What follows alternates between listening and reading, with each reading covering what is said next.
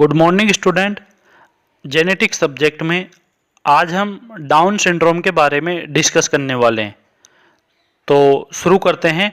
और first point की अगर बात करें तो first reported in 1866 by Langdon Down, यानी डाउन सिंड्रोम से संबंधित जो रिपोर्ट थी वो सबसे पहले 1866 में एक साइंटिस्ट थे जिनका नाम था लैंगडोन डाउन, उनके द्वारा पेश की गई थी। तो डाउन सिंड्रोम की खोज 1866 में लैंगडोन डाउन के द्वारा की गई थी, इसलिए इन्हीं साइंटिस्ट के नाम पर इस सिंड्रोम का नाम डाउन सिंड्रोम रखा गया था।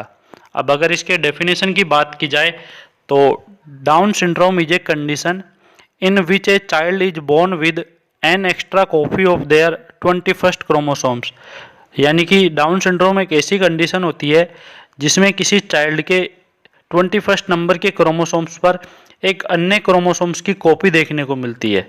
तो डाउन सिंड्रोम एक ऐसी कंडीशन है जिसमें किसी चाइल्ड के 21st पेयर्स के जो क्रोमोसोम्स हैं उस पर एक अन्य क्रोमोसोम्स की कॉपी या एक अन्य क्रोमोसोम्स आकर ऐड हो जाता है, तो ये कंडीशन डाउन सिंड्रोम कहलाती है।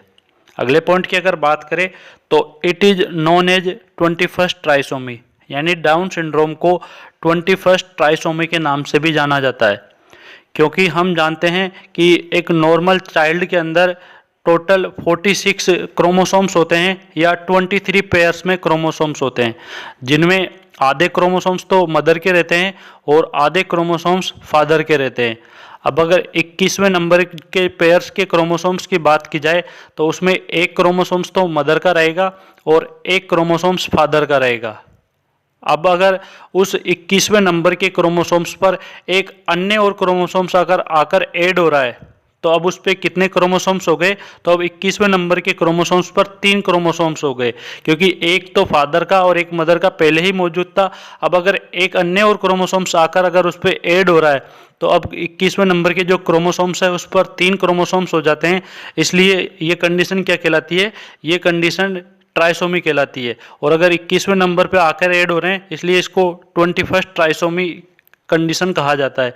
इसलिए जो डाउन सिंड्रोम है उसको 21st ट्राइसोमी के नाम से भी जाना जाता है।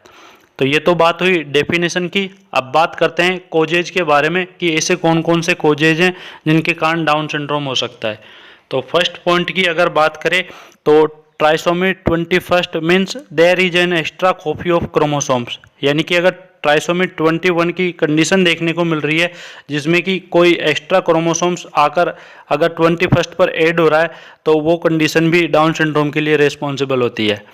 दूसरे अगर पॉइंट की बात करें तो ट्रांसलोकेशन ऑफ क्रोमोसोम्स, यानी कि क्रोमोसोम्स की कोई श्रृंखला से कोई क्रोमोसोम टूटकर दूसरी श्रृंखला पर जाकर ऐड हो रहा है तो उस कंडीशन में भी डाउन सिंड्रोम हो सकता है।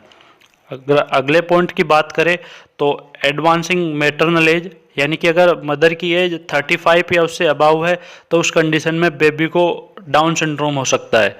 अगर लास्ट पॉइंट की बात करें तो having had one child with down syndrome, यानी कोई ऐसी फैमिली जिसमें पहले किसी चाइल्ड को डाउन सिंड्रोम की प्रॉब्लम हुई है तो हो सकता है फ्यूचर में जो अगले जो बेबी है उसमें भी डाउन सिंड्रोम की प्रॉब्लम देखने को मिले। तो ये तो बात हुई कोजेज के बारे में। अब बात करते हैं साइन सिम्टम के बारे में कि डाउन सिंड्रोम कंडीशन में कौन कौन से साइन सिम्टम नजर आएंगे।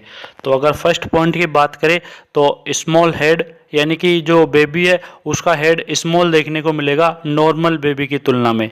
दूसरे पॉइंट की अगर बात करें तो शॉर्ट नेक, यानी कि जो नेक है वो शॉर्ट देखने को मिलेगी नॉर्मल बेबी के तुलना में।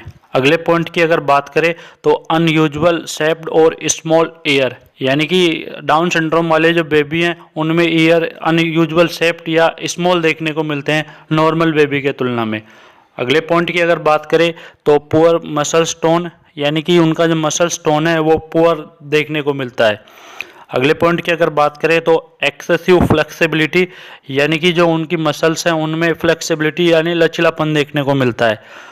अगर छठे पॉइंट की बात करें तो शॉर्ट हाइट, यानी कि उनकी हाइट कैसे देखने को मिलती है, वो शॉर्ट देखने को मिलती है नॉर्मल की तुलना में। अगर सातवें पॉइंट की बात करें तो आइज दैट स्लंट अपवर्ड, यानी कि जो उनकी आंखें होती है डाउन सिंड्रोम वाले बेबी की वो ऊपर की ओर तिरछी यानी झुकी हुई नजर आती है।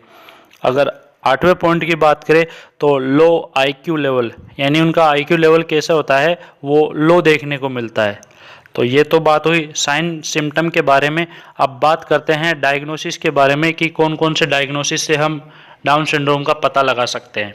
तो फर्स्ट पॉइंट की अगर बात करें तो वो एमनियोसेंटासिस, यानी कि एमनियोटिक कैविटी से हम एमनियोटिक फ्लूइड लेंगे और उसकी जांच कराएंगे, क्योंकि एमनियोटिक फ्लूइड के अंदर फीटस की सेल रहती हैं और उन सेल में क्रोमोसोम्स हैं, तो उन सेल की हम जांच कराते हैं। तो ये कंडीशन क्या कहलाती है, वो एमनियोसेंटासिस कहलाती है।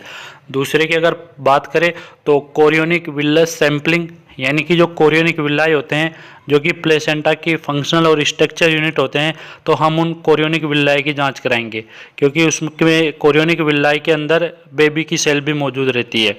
अगर तीसरे पॉइंट की बात करें तो यूएसजी, यानी कि हम अल्ट्रासोनोग्राफी के द्वारा पता लगाएंगे। और यूएसजी कब कराते हैं, जो प्रेगनेंसी का फर्स्ट और जो सेकंड ट्राइमेस्टर होता है उसमें हम यूएसजी कराते हैं। अगर लास्ट पॉइंट की बात करें तो ब्लड टेस्ट कराएंगे, और डाउन सिंड्रोम के लिए अगर ब्लड टेस्ट करा रहे हैं तो उसको कैरियोटाइप बोला जाता है। और ये क्या होता है, ये कन्फर्मेटरी टेस्ट होता है। तो ब्लड टेस्ट के द्वारा हम कन्फर्म कर लेते हैं कि बेबी के अंदर डाउन सिंड्रोम है। तो ये तो बात हुई डायग्नोसिस के बारे में। अब बात करते हैं मैनेजमेंट के बारे में। तो मैनेजमेंट की अगर फर्स्ट पॉइंट की बात करें तो there is no cure for Down syndrome, यानी कि डाउन सिंड्रोम के जो बेबी होते हैं, जो पेशेंट होते हैं, उनके लिए कोई भी ट्रीटमेंट मौजूद नहीं रहता है, कोई भी मेडिसिन या कोई भी ऐसा ट्रीटमेंट उनके लिए मौजूद नहीं है। But there is a wide variety of support and educational program that can help both people with the condition and their families, यानी कि हम कुछ सपोर्ट या एजुकेशनल प्रोग्राम्स के द्वारा उस बेबी की या उसकी फैमिली की हेल्प कर सकते हैं। तो हम कुछ प्रोग्राम्स होते हैं या कुछ एक्टिविटी होती है, उनके द्वारा उन पेशेंटों का इम्प्रूवमेंट किया जाता है। अगले पॉइंट की अगर बात करें तो available program start with intervention in infancy, यानी कि जो प्रोग्राम होते हैं या जो एक्टिविटी होती है वो उस चाइल्ड की इन्फेंसी स्टेज से शुरू हो जाती है।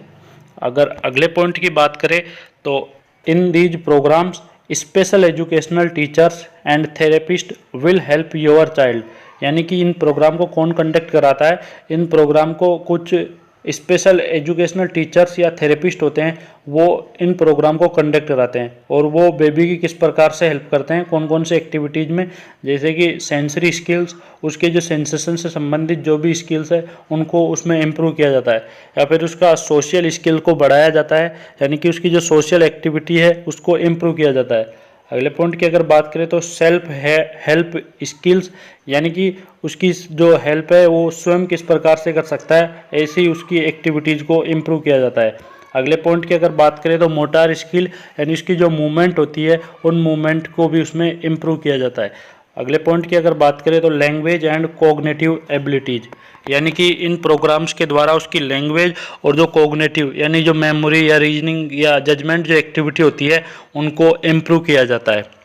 अब अगर लास्ट पॉइंट की बात करें मैनेजमेंट के, तो school is an important part of life of a child with down syndrome, यानी कि स्कूल एक ऐसा पार्ट होता है जो उसमें बहुत हेल्प करता है डाउन सिंड्रोम वाले पेशेंटों की। तो स्कूल एक इम्पोर्टेंट पार्ट होता है डाउन सिंड्रोम वाले पेशेंटों की लाइफ का। अगले पॉइंट की अगर बात करें तो public and private school support people with down syndrome and their families with integrated classrooms and special educational opportunities, यानी कि जो पब्लिक या प्राइवेट जो स्कूल होते हैं वो सपोर्ट करते हैं डाउन सिंड्रोम वाले पेशेंटों का या उनकी फैमिली का। उनमें क्या देखने को मिलता है, उनमें इंटीग्रेटेड क्लासरूम्स और एजुकेशनल अपॉर्चुनिटीज़ के द्वारा वो जो फैमिली या पेशेंट होते हैं उनके हेल्प करते हैं या उनका इम्प्रूवमेंट करते हैं। तो ये तो बात हुई मैनेजमेंट के बारे में। अब बात करते हैं कॉम्प्लिकेशन के बारे में कि डाउन सिंड्रोम को अगर जल्दी से ट्रीट नहीं किया गया तो इसमें कौन कौन से कॉम्प्लिकेशन देखने को मिल सकते हैं। तो कॉम्प्लिकेशन के अगर फर्स्ट पॉइंट की बात करें तो हार्ट डिफेक्ट, यानी कि हार्ट से संबंधित कुछ प्रॉब्लम देखने को मिल सकती है। दूसरे अगर पॉइंट की बात करें तो GIT डिफेक्ट, यानी गैस्ट्रो इंटेस्टाइनल जो ट्रैक्ट होता है उसमें कुछ डिफेक्ट देखने को मिल सकता है।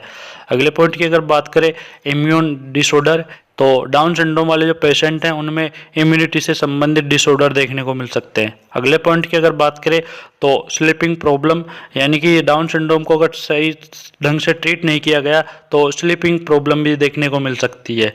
अगर अगले पॉइंट की बात की जाए तो ओबिसिटी यानी डाउन सिंड्रोम का जो कॉम्प्लिकेशन है वो ओबिसिटी भी हो सकता है, क्योंकि जो मसल स्टोन है वो वीक हो जाता है, तो ओबिसिटी देखने को मिल सकता है। अगर लास्ट कॉम्प्लिकेशन की बात करें तो वो स्पाइनल प्रॉब्लम यानी स्पाइनल से संबंधित प्रॉब्लम उनमें देखने को मिल सकती है। तो कॉम्प्लिकेशन के साथ ही आपका डाउन सिंड्रोम कंप्लीट हुआ। Thank you student.